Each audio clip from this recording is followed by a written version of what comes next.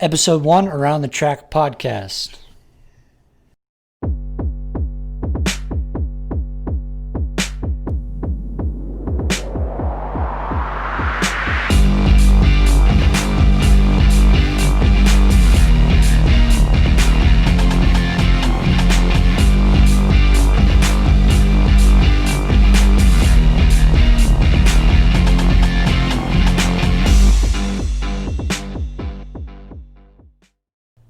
All right, welcome to Around the Track podcast. My name is Connor. I'm joined here by my co-host Alessio. Hey. On this podcast, basically, we're going to be talking about news events related to the running world, running community, current events, and stuff like that. And we're also going to be talking about topics either suggested by you or controversial topics that we feel are relevant in today's world, either based off the news that we talk about or just because we want to talk about it. If you guys have any questions or any suggestions about what we should talk about, feel free to direct message us or email us. You can email us aroundthetrackpodcast@gmail.com or contact us any social media platform, Instagram, Facebook, or Twitter. All right, let's get right into it. First story is Jenna Hutchins, the new world record holder or national record holder for the female high school girls 5K cross country event. On November 21st of this year, she ran the new record at the Running Lane Championship race, her time of 15:58.42. Previously held by Kaylin Toohey with a time of 16:06. This is one that I don't want to say shocked, but it's kind of insane because not only did she get the record, but she's the first high school female to run sub 16 in the 5K and a cross country course. That's to say, there have been high school runners that have broken 16 on the track, but she is the first runner ever recorded to run on a qualified cross-country course and break 16, which I think is... That's kind of nuts, It's insane. Like, it's ridiculous how fast she is.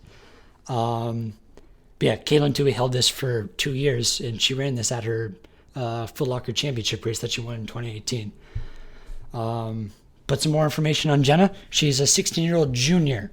So she's got one more year of running, and she's already broken the national record. She's from Science Hill High School in Tennessee. So I haven't heard much about Science Hill. To be honest, I've never heard of that school before, but congratulations for having the new record holder on your team. But yeah, so going into this year, the beginning of the season, she actually ran in only 16:25, which... It's a big PR. That's a huge PR. So September 12th, she actually got the Tennessee state record for cross country on a 5K, which was the 16:25. And then 2 months later, she ran 15:58. So I don't know how you train for 2 months and get that kind of thing, but that's kind of crazy. I'm going to ask you this. So record holder and everything like that, breaks the record. Second place probably isn't going to come close to Kaylin Toohey's time of 16:06, but how much do you think Jenna beat the second place runner by? At that race? Yeah. Oh, let's say 30 seconds. I don't know. I haven't looked at it at all. She beat the second place finisher, who was Mia Proch, by 58 seconds. So she ran 15:58, and second place ran 16:56.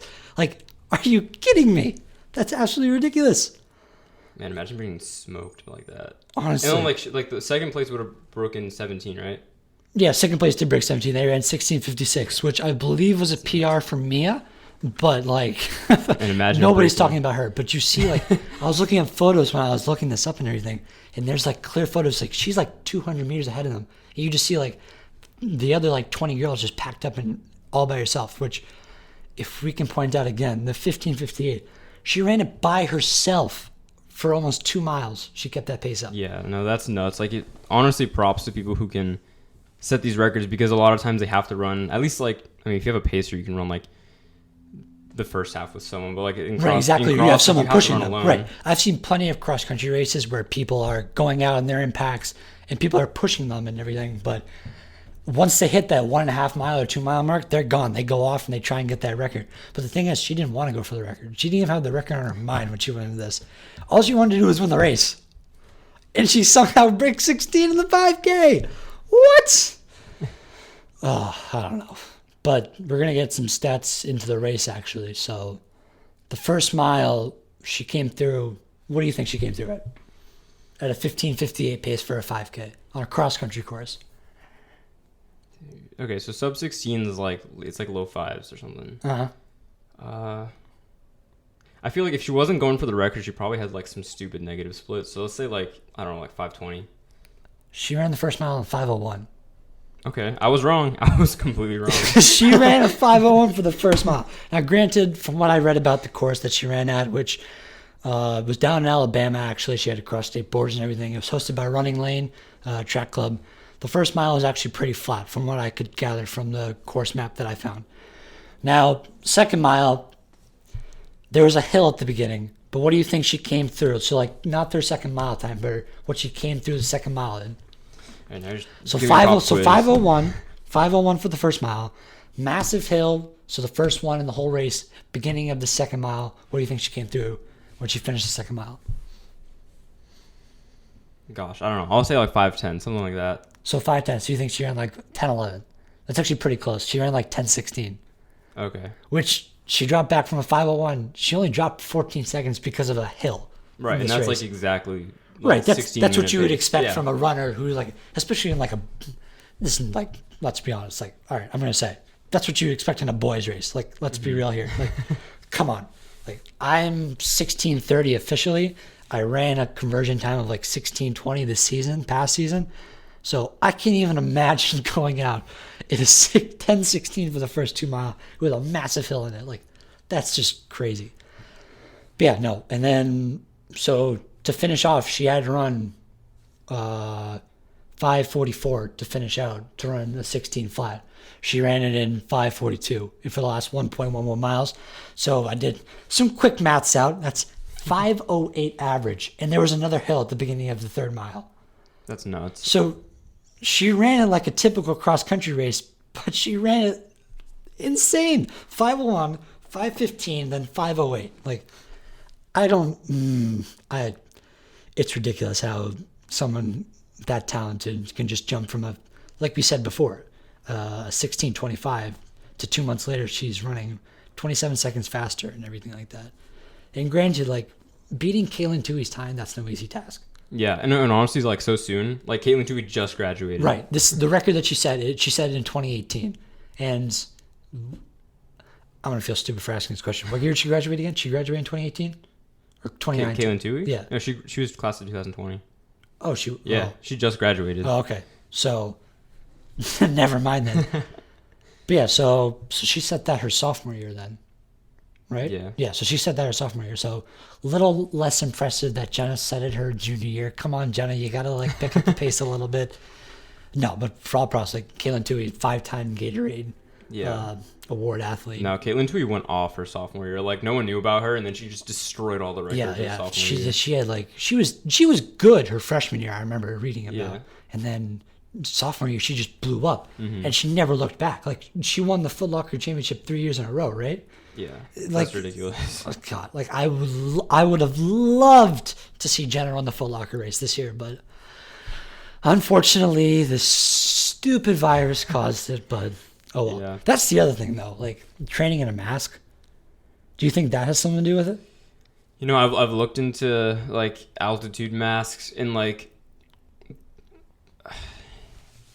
it kind of helps, but not in the way that they advertise, because the way that altitude training works is that there's the air is less oxygen dense. Right. So you have to whereas be more a mask efficient. a mask is just you're not getting any oxygen. Yeah. So you're getting the same density oxygen, you're just getting less of it. So it's like a similar idea, but not quite the same thing. I feel like it's the type of person too. Like, anybody can do altitude training, but I feel like not anybody can benefit from mask. Like, right. And you got to do it right. Right, exactly. You can't, like, go out and run, let's say, like, sub-5 for your training runs while wearing a mask. Like, if you do that, Jesus Christ, like, why are you... And we're talking about high school athletes right now. Like, the pros, I think, they wear masks, but not for their runs. They wear, like, to the camps and away from the camps, but on runs, they're not really wearing their masks, which is smart. Like, no, and they get tested like crazy. Right, like, exactly. Like, the Bowerman people must have gotten tested each, like, right. 15, 20 times just this summer alone. Right. because they have to get tested twice per meet. You're the big athlete special guy, Of course right? it is. Yeah. So he's been training with the Brooks running team, right? The Beast, yeah. Yeah, I saw one video. I think he did like a hill workout with them. They're not wearing any masks, so Yeah. I know he's wearing masks like everywhere else, and he's being safe and whatnot. But It's still about Corona. yeah, so the fact that this high school athlete at her junior year is training with a mask in Corona season, having to follow all these protocols, and still able to come out, and the 16:25 was already a PR for her. I forget what the exact PR for her sophomore year was, but 16:25 was her PR. September 12th, like I said, and then Yeah, and that's no slouch of a time. right, Honestly, even for a guy. right. No, yeah, honestly, Like, that's a really good time. yeah. So the PR in the beginning of your season, never like, and then actually still peaking, like constantly riding that peak for 2 months, like that's absolutely insane. Now she did say that she wanted to schedule a 5K on the track in Nashville, so like her home state and everything, but they haven't released the date and she hasn't finalized anything from what I could find. So I would like to see what she can do on the track. I feel like her first mile she could break 5 and then continue to run that kind of pace. Yeah. Because cross country, obviously your second mile is going to be slow, but I feel like if she runs it on the track, her splits are going to be a lot closer together than people think they are. Definitely. So, but to sum up on that topic, like Jenna Hutchins, absolute beast from Science Hill High School in Tennessee, new world record, new national record, 15:58.42. Congratulations! That's insane. I can't wait to see her in track. Oh, yeah. No, she's definitely... This was one of the debate topic ideas that I mentioned to you, the 2021 indoor records. Yeah, I think definitely if she runs an indoor 5K, like, she's got it. Yeah. I think Oh, that no, one's... of course. I think the one Caitlin Toohey set her sophomore year was like 15:37. But that's what I'm saying, like about the masks and everything. Like, I feel like there's an unfair advantage to Kaylin, but also to Jenna too. Yeah. Because Caitlin, like, she had the training, but she didn't have to like abide to protocol. She didn't have to quarantine. She could run with whoever she wanted. But at the same time, Jenna might be getting, because we don't know. I haven't like interviewed her personally, but we don't know exactly like what the mask is doing for her training with that and everything like that. So I don't know. We'll see. We'll see what the rest of the season is. I'm definitely going to be keeping tabs on her for the rest of the year. Yeah, I mean, and if not this year, like next year, definitely. Oh yeah, she has one more year, hopefully. Do you think she could go sub 15:30? No. That'd be 7 seconds. I don't know what the No. outdoor record is, but the indoor one's, I think, 37. Yeah, I don't think 15:30. Maybe she can go for that 37, but I don't see 15:30. Like, you can't PR that much your junior year and just peak. I'm not saying she's gonna peak. She's probably gonna improve, but to spike like that again and peak like that again, That's true. I don't see something. But I think what I'm saying is, like, if she's already beaten Caden Toohey once, like, by how much do you think she could beat her again? Because if you kind of match That's true. where they are now. Yeah, I suppose. My opinion is that she's not going to break 15:30. Maybe I think she's going to get close to that 15:37 if she if she rides out. Maybe she has a good 2 mile in outdoor. She rides that through the summer and then implements it into cross country. But who knows? Like I said, we'll keep tabs. But next in the news, we got sports shops, so like running shoe warehouse and stuff like that, where you go and get your running shoes, your spikes and everything, is being accused by this foot surgeon, Amir. Oh God, I'm gonna get crucified for this. Qureshi. Sorry, I apologize. Being accused of improperly labeling and marketing how they perform gait analysis. So, if you're a runner, probably in high school, like I said, we're probably gonna focus this towards high school. You go to a track, you go to like a sports shop, you go to like a running specific store, and you don't know what you're gonna get. Like, Right, I know yeah. I did. I did it for myself, and I did it for my little brother when he started cross country 2 years ago. You're like, what should I get? And they have you walk back up and down. They watch your foot and everything like that. Like, oh, you're overpronating in the inside or the outside, or blah blah blah blah blah. And then like, oh, you need to use this insole with this shoe, blah. And you don't know the difference. Like, you don't know what you're looking for. So you're like, yeah, sure. So yeah, $120 on running shoes. Let's go. But 50 more in insoles. Right. But he's saying that the majority of these places aren't actually doing it properly. And because of this is putting runners at risk. And the reason I wanted to bring this up is because, I don't know if you'll agree on this, but since the COVID pandemic and quarantine started happening, I feel like people have increased their what's it called? There's been more running. There's been more cycling. There's been more active activities outside and everything like that. Yeah, just people trying to get outside. Right, because they can't do anything. They can't go anywhere. They can't like do stuff that like they normally do. So with an increase of running, people are going shopping online and stuff like that. So these places have actually marketed that they're going to do video gait analysis, which again is completely the improper way of actually doing this. So it's actually going to put more people at risk. More people are going to get injured, and we already have like an overflow of people going to hospitals and stuff like that, and like medical, like PTs and stuff like that.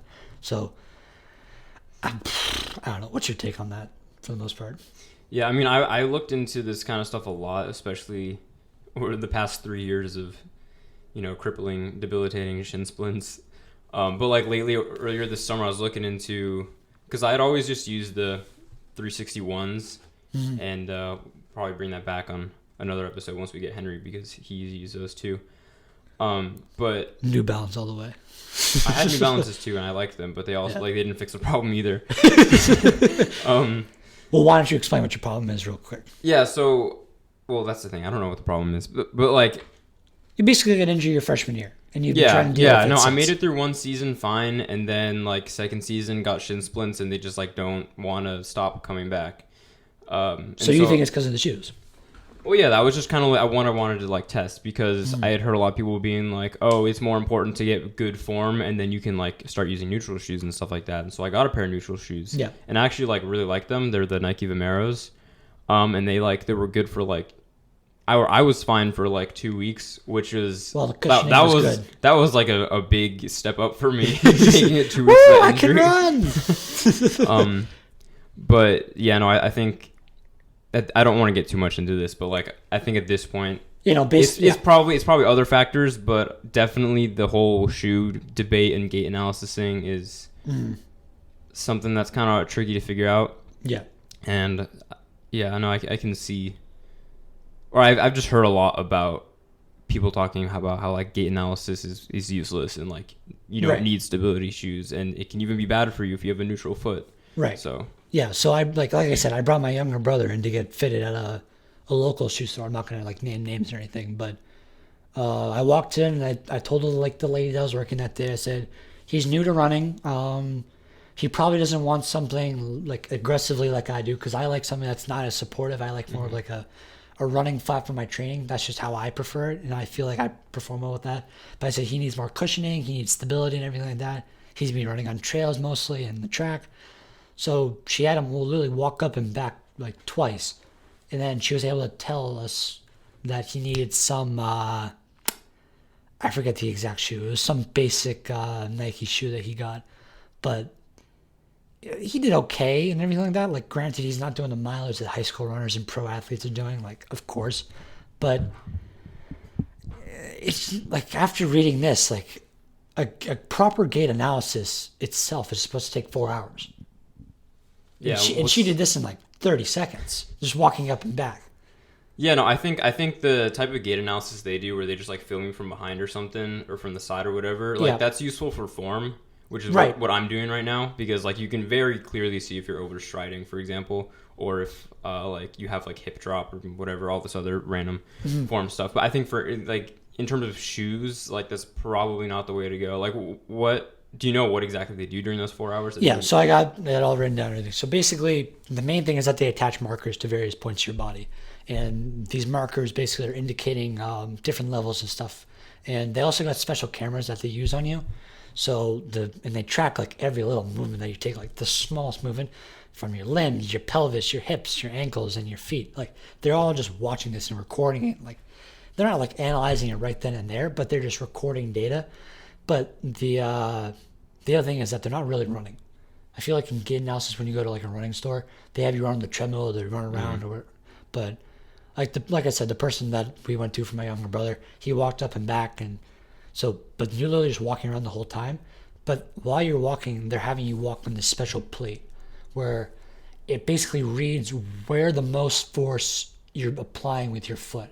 So if you're applying more on the inside of your foot, the outside of your foot, the heel, the ball, the toe, where you're applying that. And then they basically take all this information, store it, catalog and everything. And they don't do it right there, but they send it off to doctors, podiatrists and stuff like that. Pediatrics? Yeah. No, not pediatrics.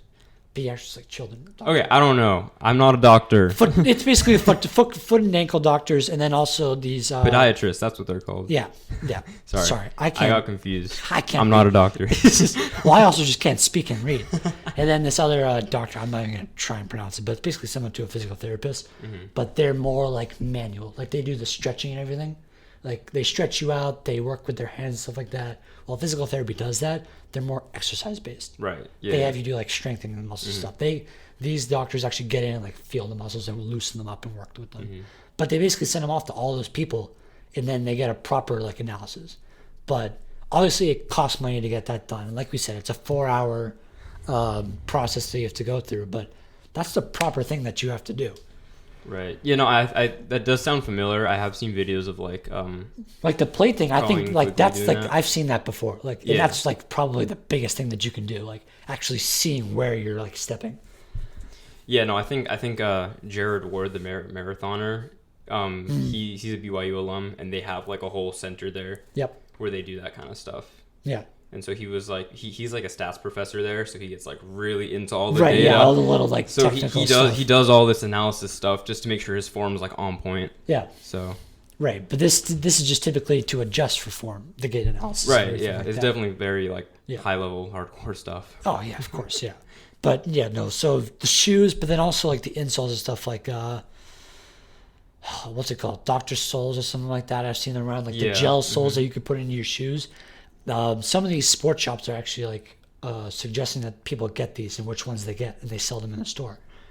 But because the gait analysis that they're doing, or the gait analysis that they're doing, isn't proper, it's the incorrect thing for their foot. So like it's not impacting the way that they need to in the gel sole and everything. And people are just getting injured. They're gonna get like, and this stuff can get all the way from like your foot to your ankle. And this surgeon says it can affect you all the way up to your knee.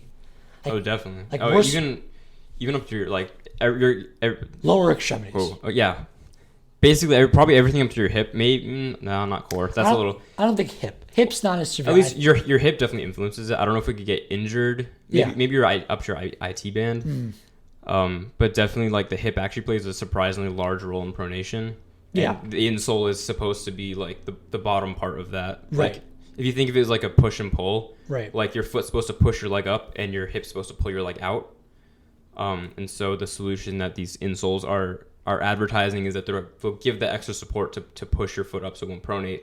When in reality, maybe the better solution would be to strengthen your hip external rotator or whatever, so that it like keeps your arch up from above. If that makes sense. Okay. Yeah. No, I completely understand that. Like, and what you said makes sense, but I'm just saying I don't think hips would get injured. I think hips the cause for the pronation. Yeah, that's where that was my train of thought. So I don't actually know. Right, no, I not a doctor. I just wanted to clear that up. I was completely following you, and you know more about this probably than I do, and everything like that from experiencing. What happens when you're crippled? But yeah, no. So this guy's saying like even if you went to a store recently, return everything, get like a refund, like if you can, and actually like. I think the best way without gait analysis, I think gait analysis for like the extreme runners, like you said, this guy from BYU who's like, oh, my form has to be perfect. I want the stats down. Yeah, high level stuff. Yeah, high level stuff. Other than that, just practice and like trial and error stuff like that with shoes. Like I said, I found that less support, more like speed and like reactivity in my shoe. That's what I like. And like you said, 361s, those really aren't meant for that kind of stuff. Those are more like cushioning, long distance, higher mileage and stuff like that, which works for you, works for Henry, like we said. So yeah, I think those types of shoes are good. From what I hear, they're good in rotation. So like if you want to have like a stability shoe for like a longer run, then put that in like once or twice a week. But other than that, like you generally, or at least you want to at least equal the amount of time you're in a stability shoe with like a more minimal shoe, because I can speak from experience, when you wear like supportive shoes, especially with insoles too, like your foot gets really lazy and weak. Yeah. And that's like the last thing you want as a runner. Right. You want to develop those strong muscles down there. But yeah, no, speaking of injuries, we'll get into the next topic, resting and recovery. I feel like this topic just itself, we could do a controversial topic on. Oh, definitely. That could be a good segue too. It could be, but we're going to talk about this little research lab that was done by the Scandinavian Journal of Medicine and Science in Sports. So basically, what they wanted to do was test resting and recovery for people, especially in the marathon and ultra marathon. So they took 15 non-professional athletes that are training like regularly, and they run marathons and ultra marathons. And same thing, they put markers on the people's bodies and everything like that. And they took levels of inflammation and iron homeostasis before they ran a race, directly after, and then they kept following up within the next 5 days after they ran the race. And what they found is, and sorry, for anyone who doesn't know, like iron homeostasis, it's basically the chemical reaction of iron levels in your blood, in your body. And what they found was those levels, especially in iron, were high after the race and still within 5 days after. Your iron levels are high. Interesting. Because, we're about to get a little sciencey in this. When you run, your heart's working fast, and you're pumping more red blood cells. Mm-hmm. Iron is in those red blood cells. And the reason it's pumping those red blood cells is because oxygen's in it and it's trying to get it to these places that you need to get it to and everything like that. And then you get that buildup of iron possibly. So that's what causes it and everything, like lactic acid and everything like that. That's involved too. But basically after you do that, the lactic acid buildup, you get all that stuff in, and then there's acute inflammation. So everybody hears inflammation like, oh, no, God, that's bad. No inflammation for me, please. But actually, it's a good thing. Mm-hmm. Inflammation is basically the white blood cells rushing down to the areas of the body that need it. And they're basically, it's the body's response to any muscle that's been overstressed or like worked on like hard, like after intense or long duration sports or activities, like a marathon or an ultra marathon. So that's basically what the inflammation is. But the thing in question is people running and training as hard as they were before the race as in after the race. What do you think? Right. So you're saying like in that, what, like 5 day recovery period? Well, that's just what they like measured to. I don't think you necessarily need 5 days recovery, but what they're saying is that as this inflammation is going on, because some people would be like, next day they hop out of bed, I feel sore, but I'm going to go and do a run or whatever. I'm going to do a 5-mile run, 10-mile run or whatever for my recovery after a race. That's actually bad for you because that's stunting the white blood cells and the chemicals that's actually causing the inflammation. Because people feel sore the next day. Right. That's actually the chemicals saying, don't do anything. We're trying to help you, so you need to just chill, bro, right? But people like, I know like marathoners who are crazy. They just get up and they run and they just go absolutely just crazy and try and run. Like, oh, if I just keep running, I'm going to be fine. But that acute inflammation that you get, if you stunt that growth, it can turn into chronic inflammation, which in other words is long-term inflammation. And that's got a number of side effects that I'll go over in a second, but I still want to get your like take on that. So what do you think about recovery days and like training after?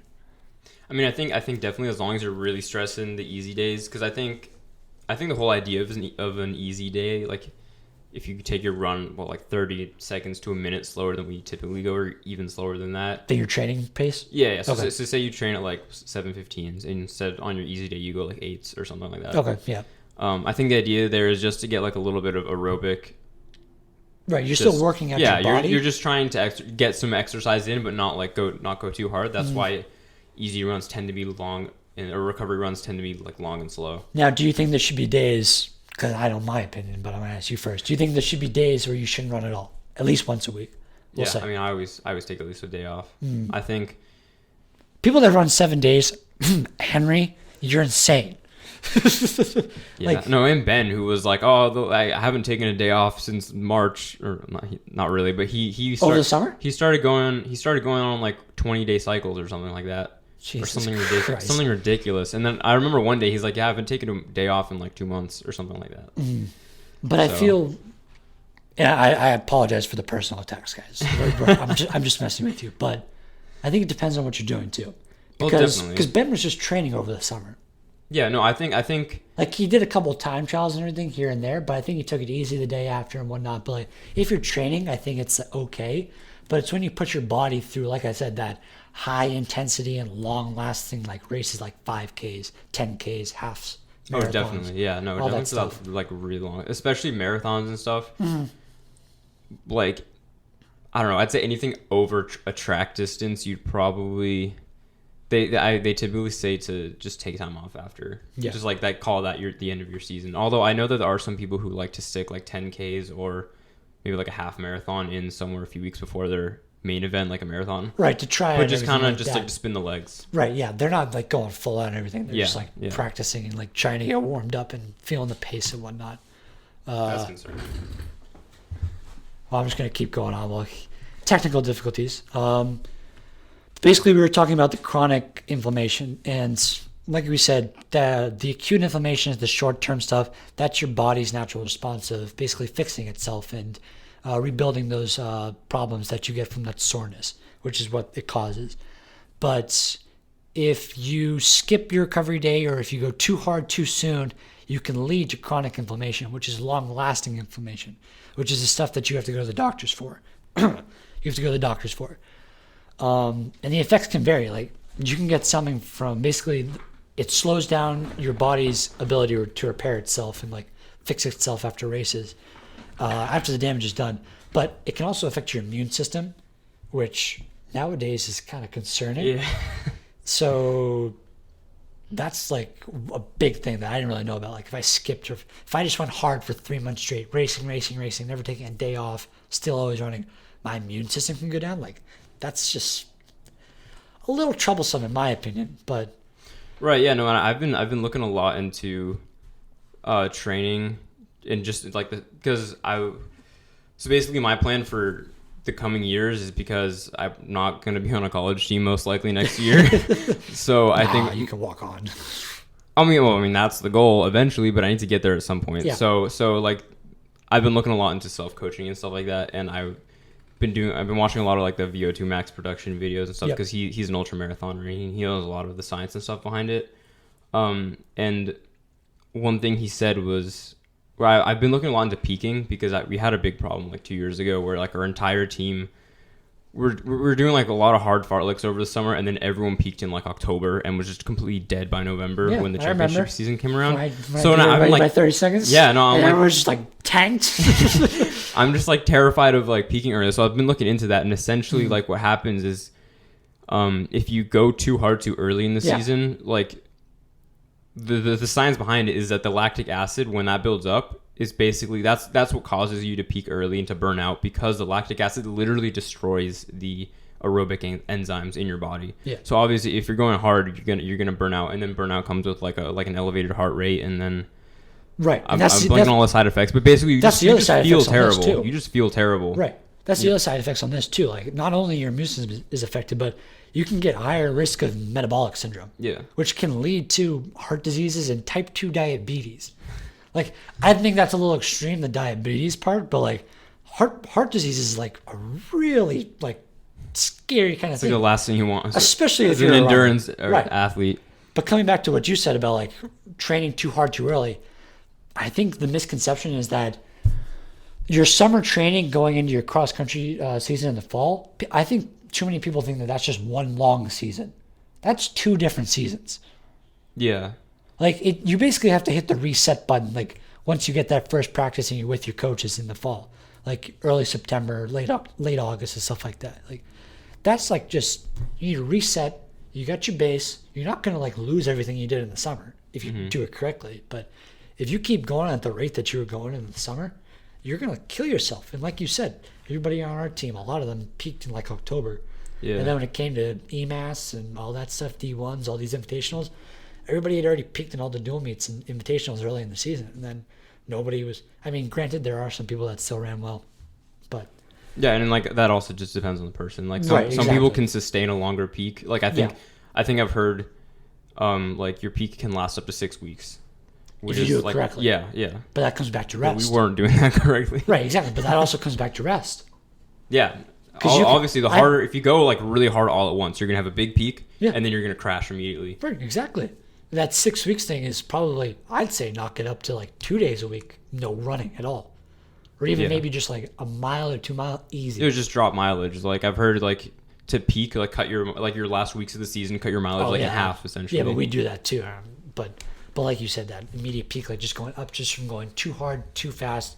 We're racing like, what do we do? We end up racing like 2 times a week because we have a dual meet and then we have an invitational on the weekends. So we're racing 2 times a week. 3 meets in 8 days. Right, exactly. And 5Ks too. Like you could maybe pull it off in track, which I mean depends on the event you're running. I was gonna say like 800 mile, 800 mile, not 2 mile. Yeah, but like, because we did do that. I remember a lot. Like freshman year spring track, we'd have like 3 meets, not 3 meets a week, but we'd have like like Saturday, Wednesday, Saturday. So like 8 days, like 3 meets. 2 or 3 weeks in a row, we have 2 meets in 1 week. Yeah, and we did that for cross like at least once. I remember doing that. So one that hurts your training first of all, because you're doing.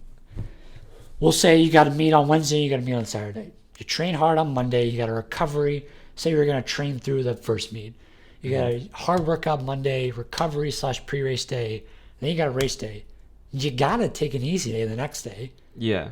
But that's Thursday, and then you got to do Friday, but you got to meet on Saturday. So you got to do recovery day, and then you got to do pre-race day all over again. So you only get 1 workout that week. But then some coaches are like, nah, we're just going to train through this 5K. But we still want you to try. See, that's the other hard thing. I've heard, I bought the Jack Daniels, like, runner's formula, whatever it's called. And he Bible of runners. Bro, it's actually so interesting. And I told you, I have no idea what I'm doing. I need some kind of guidance.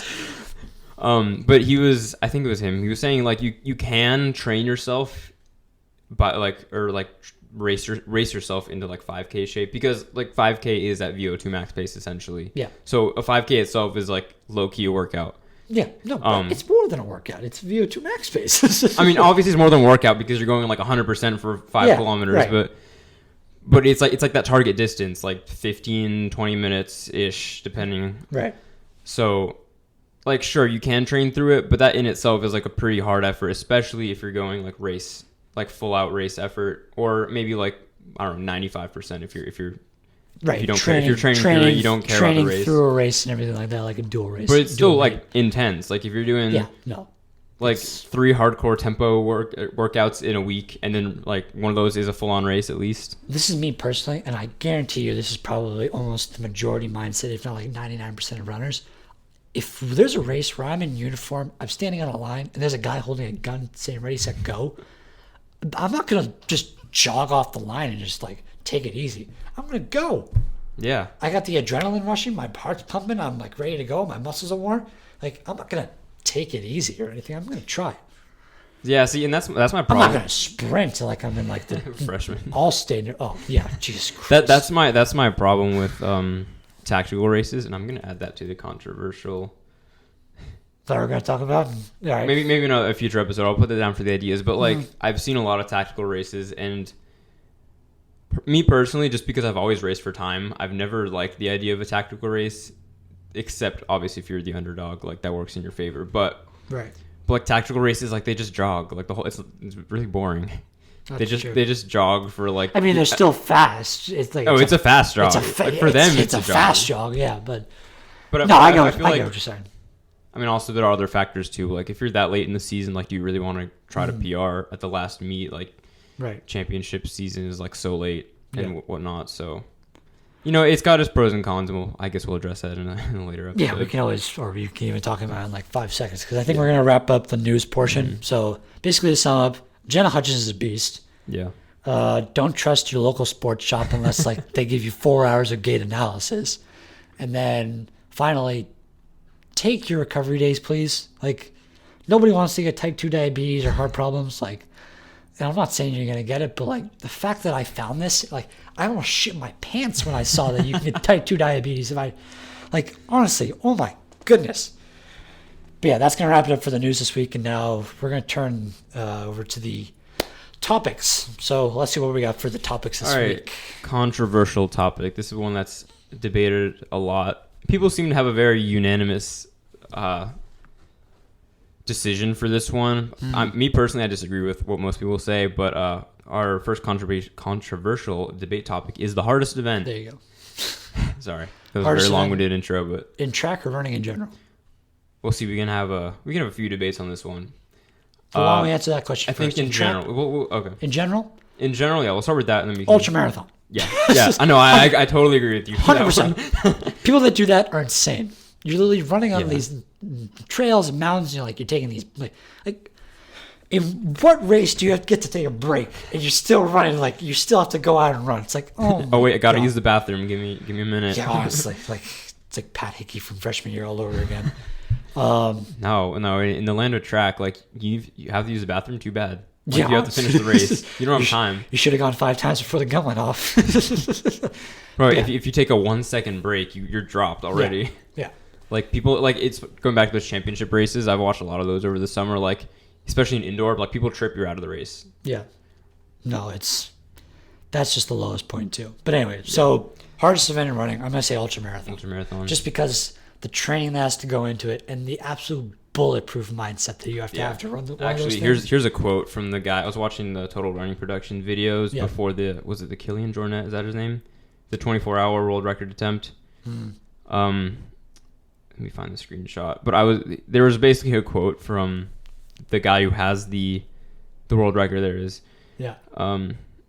It says I don't know if this is a real quote. I'm pretty sure it's a legit quote. Okay. From the guy who has the world record, and like he has like the top 9 times for this 24-hour event, which like I can't believe you would run like that's 9 whole days of your life at least. Right. That's what I'm saying. That's why it's the hardest event in running. Yeah. Okay. So this is the quote. When other people get tired, they stop. I don't. I take over my body with my mind. I tell it that it's not tired and it listens. Bulletproof mindset. Literally the whole shut up legs insane. are fine. Yes. The whole Yeah. idea. They live by that stuff. That's nuts. Yeah.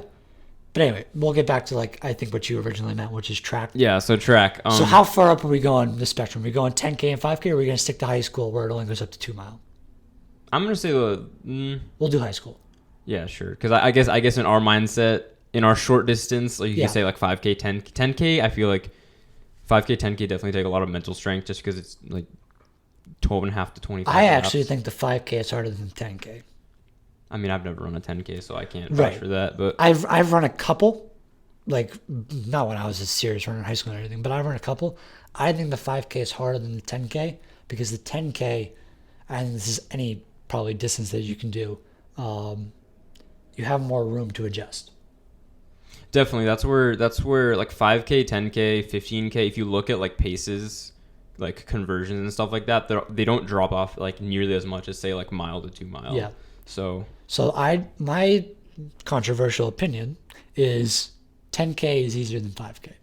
Now going to the other events, crossing those out in track, everyone's going to call me biased, but 800. how you say it's hard. 800 or 2 mile, I'm going to say is the hardest. I definitely see where you're coming from with that. My personal opinion on that though is what I've started saying is if you think the 800 is the hardest event, you're probably doing it wrong. But just because like whenever people talk about the 800, at least when I guess the people I listen to who talk about the 800 tend to be like podcast people who are like milers, which might not be a huge difference, but if you're definitely more of a miler and like at least these people tended to like specialize like only in the mile. Like they'd run the 800 a few times, like once or twice in their whole careers. Yeah. Whereas you can get like the doubler who does like 800 and the mile. Right.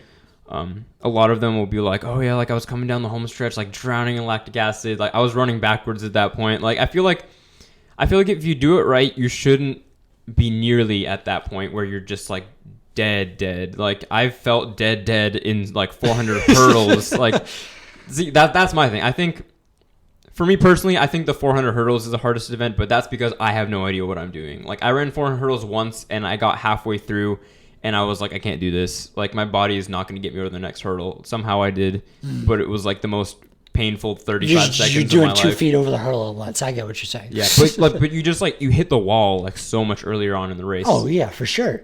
Like luckily it's only 400 meters. So like, that's and the it's thing. only like 1 minute. Like I ran like 1:15. Like I suck at 400 hurdles, but like 150 is not that bad. Considering that you don't train for it and you're it's first of all it's a 400, which is basically just a long. I'm not good at sprint the event. 400 either. I'm Yeah. like So you got 2 events that you're not good at, and you're like, 115, it was a trash time. That's good for like considering what you did. Right. But I mean, the point I'm trying to make is that it's like a minute shorter than an 800 would be. So here's my. I don't know. Yeah, go ahead. Well, here, actually, I'm going to ask you first. I wasn't thinking about the 400 hurdles when we were talking about this, but since you brought that up, what about the steeplechase? See, that is definitely. I think the hurdle. Does that count as an event, though? Yeah. Oh, yeah. Definitely. Okay. Definitely. I mean, I haven't run the steeplechase. I want to. I was gonna run the steeplechase this spring, and we all know what happened in the spring season. I might. I think I might want to try it in the spring. I really want to do this. I want to do the senior year. I want to do it this year cares? because I can do the 2K. Like, I don't want to start with the 3K. That's true. If I have to, I will. But like, right. If I can get away with the 2K, like, I'll do that. But so maybe we'll come back in what is it, May? We'll revisit. We'll talk about the steeplechase in May or something whenever we get the chance to run it. But we'll see how you do. But definitely hurdle events take a lot of mental strength, and especially the steeplechase because you can't kick over the barrier. Like, it's you or the barrier. Oh yeah, for sure. And everything. But people also jump on top of the barriers and jump off and everything. Yeah, right. But you still need that like strength to bounce yourself up and not push yourself forward. Of course, it's so easy to like just fall or slip even if you do that wrong. On God. But here's my explanation why it's in my 800 2-mile. In the mile, I feel like there's a million different ways you can run it. This is what you come back to earlier about saying tactical race. Yeah. There are so many different tactical ways to race the mile. I feel like the 800 and the 2-mile is the hardest because there's really, like you said, only one way to run it. Yeah. And if you don't run it the right way, which most people do not, it's going to suck. That's what I'm saying. That's why I think that a lot of these people who don't specialize in the 800 and they're like quote unquote doing it wrong, that's why I think they think it's so difficult because... Well, it is difficult because you have to know the way to run it. I think definitely the 800, like from a strategic standpoint, is the hardest event. I don't think it's the most physically demanding. There's no strategy in the 800. You run out fast for the first lap. You try and maintain it the next 200, and you just pray to God that you don't die. That's the tactic race. It's the hardest to pace correctly because me personally, after my stress fracture, like I was like good at pacing until I got injured, and then like I took like 4 months off or something, and I just completely forgot what pacing was, and so I literally like because I think I had a bit of natural progression in terms of like raw speed. Yep. So I just felt better running at higher speeds. So I literally take it out in like a 63 and just perish on the second lap. Yeah. But that's the thing what I said about the 10K. I feel like the 10K is easier because you have more time to adjust. The 800, you got 2 minutes. Yeah, you got 2 minutes. If you don't hit like even that first 200 split, if you miss the first 200 split, you're done because there's no way you can adjust. If you run a 27 instead of a 26, we'll say, for the first 200, you're not going to try and run a 25 for the next 200 negative split in the 400. 1 second is huge in the 800. When I ran a second is huge in the 800. when I ran the 800 leg in the SMR this winter, so it was a last leg. They used to do like the first leg was 800 for some reason, but I think typically it varies between meets. I think the official way is 2248. Yeah, so that's how we did it this season. So I was last, but so it had been a year since I ran 800. I ran, I think, 1 or 2 thousands leading up to that meet, but I also like took all the winter break off because I had family in town and I kept skipping practice. There's no reason to. I get it. Nobody's gonna say, "Oh, you're running over family." No, enjoy your family time. Recovery. Back to what we said. Yeah, but no. So anyway, so what happened is I was right behind the 2 kids who were. So like there were 5 teams in the race and. Like 2 of them were up ahead, and then the 3 of us were all like tied at the end. And so I just like got way in over my head and like sprinted. I have it on video. I sprinted like basically all out on that first bend, first 100 meters to get around them. Yep. And I knew I was going really hard, but I was like, oh, whatever. I'll just like I looked at the clock, and I think it was at 150 or 250. It was 150, I think. Yep. But looking back in the video, it was like 151 or something. So I was a second off essentially. You're around there, yeah. I was a second off in what I thought my start time was for the split. So I came around and I was like, oh, like I went out in a 30, like that's like pretty fast, but that's not that bad. But in reality, like because I was second off, I was a 29. 29 is definitely way too fast, and I ended up just like straight up dying. Right, but for you personally, that's the thing. Like you said, second matters and everything. And as you get down to like when you're an advanced runner, you're running down like 25s and 26s, which first of all, it's crazy. And even the people that are running like 24s, like, what the hell? Half a second or even like 0.1 of a second. Like, that's huge. And but also, they train so that they hit the splits just like that. Right, and that's my problem is I haven't been able to do workouts, which is why my pacing's just out. Right. And that's why I was able to pace my mile so well, because I did like 2 workouts in the week leading up to it that were at mile pace, so I knew what that felt like again. Whereas like leading at 800 was just like all easy miles essentially, so I just kind of ran. But you also have more time than the 8 to adjust. That's true because I did screw up the first half of the race. When I ran the mile, not nearly as much as 800, because that was the problem, is I was already ahead of pace, right? And then because I was off by another second, I was essentially like 3 seconds off pace, which is, my gosh, a lot. Yeah. No, like when I ran the mile sophomore year outdoor, remember it was against Cambridge. I went out in a 65 because that was my first mile of the season, and all I was running was 8s. So I was supposed to use that as a training run. And 65 felt easy. I was running like 55s for my opening split. And like 10 seconds later, that felt easy. Next lap, I died. I ran 75. I came through at like 220, which is a good 800 split, but considering I negative split just in that by 15 seconds. But now people are probably going to ask, why does he say 2 mile as well? I say 2 mile because if you screw up the first mile, the next mile is going to be pain. Absolute pain. Well, honestly, that... I feel like that can go with a lot of events. Like that mile that I ran in winter, like I was trying to break 5 because like being crippled, I haven't been able to do that yet.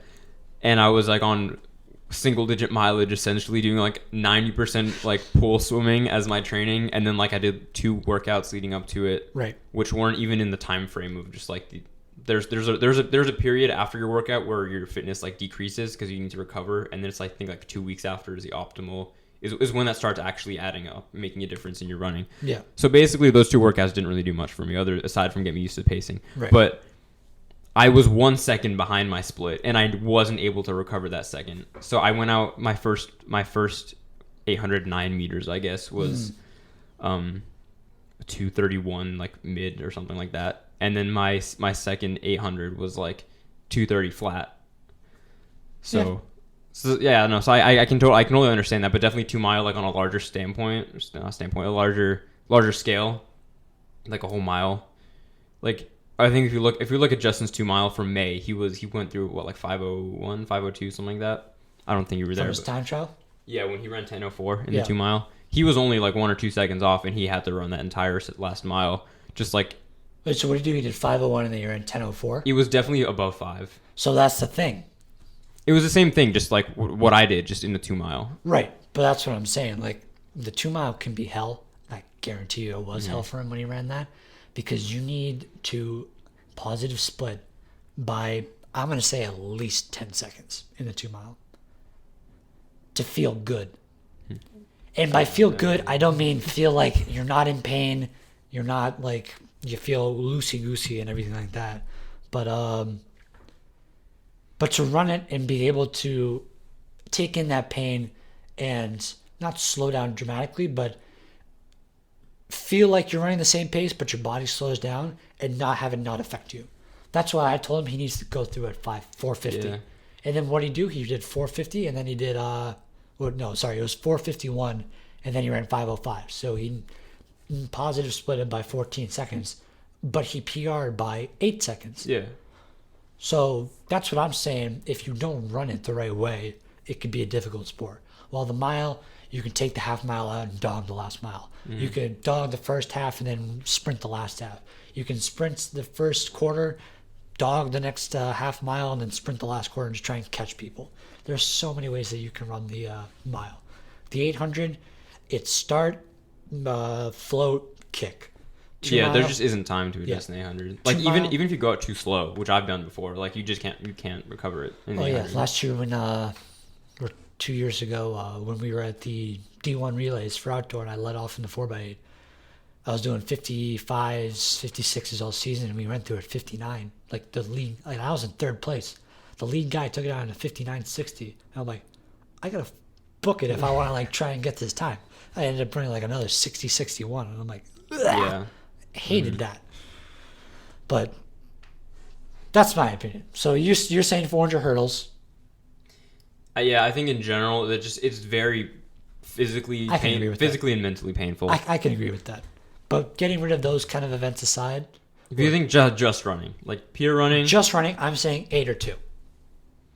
yeah, I can see that. I'd say 4 to 800. 4 to 8. So the 600 too. 600 is 600 bad. is hell. First time I ran the 600, oh boy. Last time I ran it wasn't so bad, and I guess I want to talk about pacing and stuff for the next one, because my pacing in my first 600 was, I don't know the exact splits, but it was pretty bad. And then my last, and like I was blacking out on the line. I was like seeing like spots, and my heart rate was like through the roof for like half an hour after.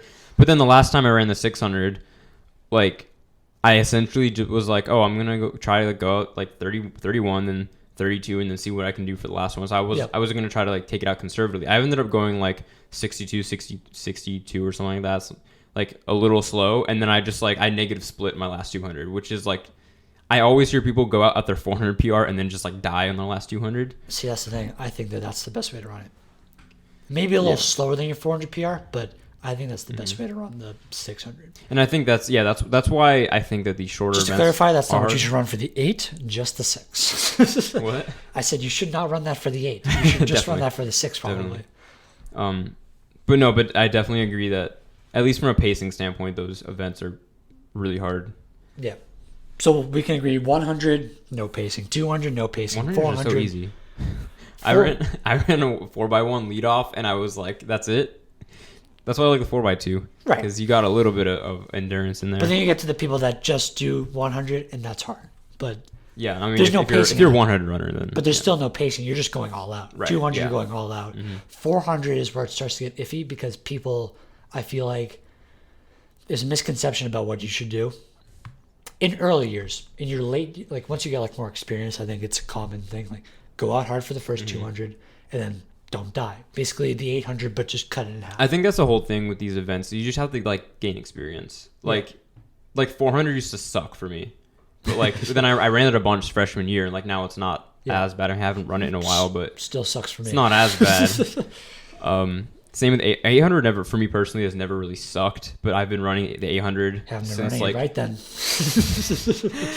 Well, okay, so we'll get back to that when we talk about pacing. Yeah. But I've been running the 800 since like 6th grade. I wasn't good at it in 6th grade. I was terrible at it until like 8th grade. Yeah. But I've been running like the 800 is definitely my most experienced event. Yeah. And then like 600 I've only run twice, but the second time was infinitely better than the first. Oh yeah. So. But anyway, yeah. So 400, go out hard for the first 2, and then just don't die the last 2, and then 600, like you said, a little, like maybe a second slower than your 400 PR or your best 400 time that you can run, and then honestly all out for that last 2, whatever you got left, just go. 800, we've already covered this a bunch. Hard for the first 4, and then you're trying to basically float and then maintain what you can for the next 2. So do the 600, and then mentally you just got to be tough and push through and kick that last 200. That's how you got to run the 8. Yeah, so that was my next topic, specifically the 800, and I guess we can talk about the 600 too if we want, because I know you've had a lot of experience in that event, and it's kind of similar. But just like what is the strategy, the correct way to run an 800? Because I've always heard that it was like, ideally you want a positive split by 3 seconds, which is kind of unique to the 800, or I guess I've heard 2. 2 to 3. Yeah. In like events basically shorter than than 800, maybe like 1,000 if you want to push it. I'm not as familiar with sprints and stuff. Don't try and do 2 seconds positive split 1,000. No, not by 2 seconds. But just like in general, like positive splitting by like a little bit in those shorter events, and then once you get up to mile plus like even split or positive negative, that's a whole other debate how you should run that. Right. But I think like the hard rule that I've heard tends to be about like positive split by 2 to 3 seconds in the 800. Yeah. So that was my misconception sophomore year. Is I just said I'm going to go out.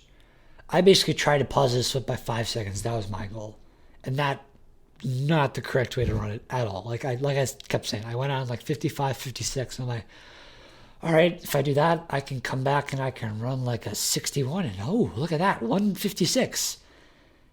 And that's where the lactic acid really Yeah. comes in, because like you think you can hit it, but then just the lactic acid Right, you, because you're like, train, oh, and then if I can run a 56, I can run a 61. Oh, easy. That's a piece of cake. 5 seconds slower. Oh, Yeah. That's like a paradise. see in that regard, I can see where these people who say 800 is like such a hard event are coming from, because yes, Right. it's hard to get it right. And it's very misleading, I guess. But 600, I'd say it falls more in the category of the 400, where there's really no pacing. It's just effort level, we'll say, that you need to put in. I think that's a good term to wait. The effort level that you need to put into the race. Yeah. Because you want to go hard, and then you want to go past hard. Well, the 800, you want to have a controlled hard with your effort. And you want to know what you're hitting. You need to know what you're hitting for those splits. Yeah, definitely. Because look at the 5K. We'll get back to pacing just for a little bit. The 5K, the typical way you run it, you run out, you do like a fast mile, and then you run back, you slow down. The second mile is always your slowest mile. And then you're picking it up because you got cheering, you got adrenaline, you got like, oh, I'm going to finish, blah, blah, blah, and you pick it up. It's not necessarily going to be your fastest mile, but you're still going to be faster than your second mile. Like, that's the typical way to run it.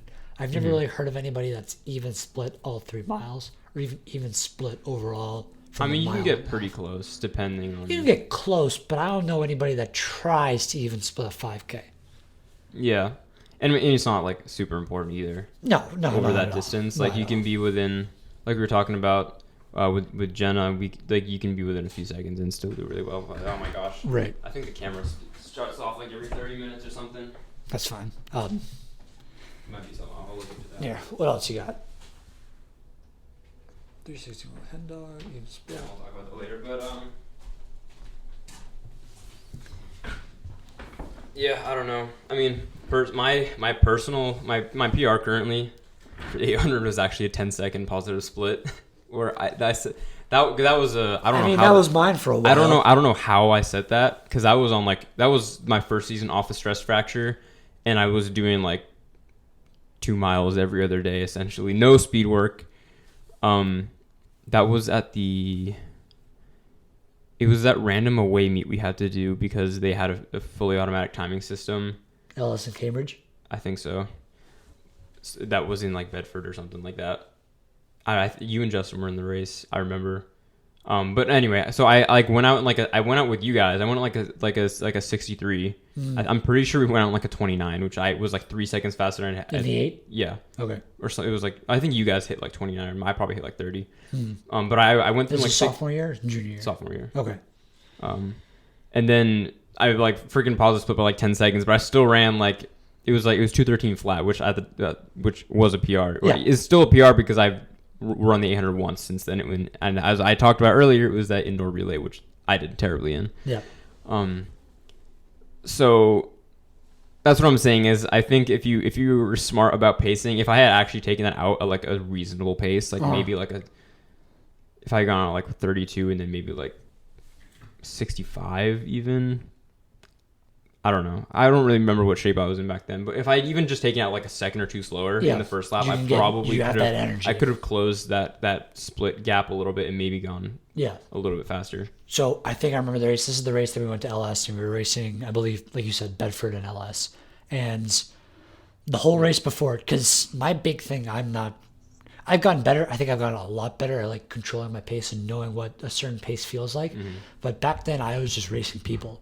So everybody was asking me, "Oh, Connor, how are you gonna race Justin Lombardi?" He was the like number one runner on the team at the time for the 8. Like, "Oh, Lombardi this, Lombardi that." Like, no offense, Justin. I was a sophomore. I knew absolutely nothing about you. Like, I'm not looking into other teams. I didn't know everybody. But yeah, no. Then I remember thinking like, all right, just relax. Don't go out with him because everybody says he's gonna go out hard. Run your race, hit your split. If you hit your split and you beat him, that's the right way to do it. Gun goes off. He takes off like a madman. I think he runs like a 26 for the first 200. That sounds about right. Because someone's running the 200 shouting. I remember it was fast. Yeah. Because I heard it. And I'm standing there. I'm hearing it as I'm coming down that straight for the first 200. And I'm like, oh, this isn't going to be good. And I think I ran 28. Yeah, you guys were somewhere around there. Yeah, I ran 28, but then I dialed it back even more because I'm like, if I try and catch up to him now, it's going to be absolutely painful. And I think I came through at about, I think I ran about a 58. So I ran like a 30 coming through the last 200, the first 400. Because 58. That was like right around where I wanted to be at. Things like that. Justin's still got like 20 meters on me as we're going around the bend. And then as we get on the straight, I'm like just zoned out. I'm not even focusing on him. But everybody starts like chanting. It's like, oh, Connery's slowing down. Connery's dead. Connery's dying. And I look up and I'm actually closing the gap. And then once we hit that second curb coming around it, I'm like, all right, now it's time to go. I'm going to hit my kick and I'm going to go. And I actually close. I catch him by the straight and we're racing neck and neck. And I think I start to pull away with 50 meters left. But that's the thing about what you're saying about pacing. How he went out way too fast that he negative split it too much or positive split it too much. Yeah. I'm not saying I ran it perfectly because I think I ran 2 flat 0.5 that race. And I was looking to run. No, I ran 2:01. Sorry, because the next meet was the Frost Soft where I ran 2 flat 0.5 against Kalitri. Yeah, that was that weekend. Because I remember I was like, oh, I'm gonna PR, and then I bombed Frost Soft. But Lombardi, like he's a talented runner, but he's a mile guy, so he didn't know how to race the 8. Like, but he just went out hard. He came out through like 55, 56, and he ended up running like a 2:03. So he positive split him by 55. That's 8 seconds. That's like a 152, 153 ish. Yeah. Like if you were to run it again, right? That but pace. He positive split by 8 seconds and ran 2:03. So. Again, that's what I'm saying. That's why it's the hardest event, because if you screw up even like a little bit, it's over. But then, see, let's look at it from the other standpoint. What if you negative split it? Because no. Okay. If you are negative splitting 800, I swear to God, you have a mental problem, and someone needs to like check you out. Nobody should be negative splitting nobody should be negative splitting a fast time in the 8.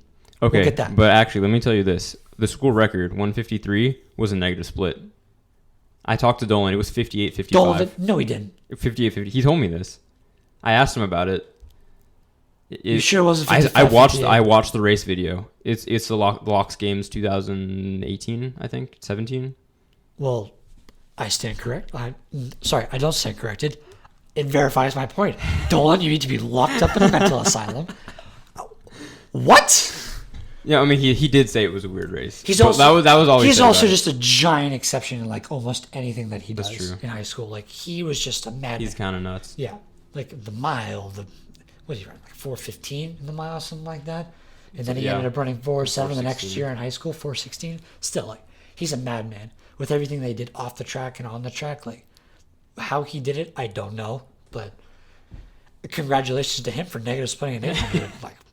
Okay. I mean, he was in ridiculous shape like his senior year. Yeah, he was. Well, he was mine's goal oriented in getting school records. Yeah. And he got like 4 of them or 5 of them. But I think that's a good place to wrap it up. Yeah. So thank you for tuning in. This has been Around the Track podcast. Like we said in the beginning, if you have any questions or if you want to talk about anything on the next one, we're posting this Thursday nights. It's December 3rd. But from now on, we're going to be posting Wednesday nights weekly. We're probably going to be having guests soon, hopefully. We're going to have other co-hosts, Henry O'Donnell, Justin Leona, once they get schedules in order and everything like that. But follow us on Instagram, Around the Track Podcast, Facebook, Around the Track Podcast, on Twitter, Everything Running Podcast. That's EVRNING Podcast. And you can go on YouTube where we're going to post this video of us talking at the table. You can search it up, Around the Track podcast. And like we said, thank you for tuning in. Thank you for listening. You can see this on YouTube, Spotify, any major platform for podcasting that you want to listen to. And we'll see you next week. See ya.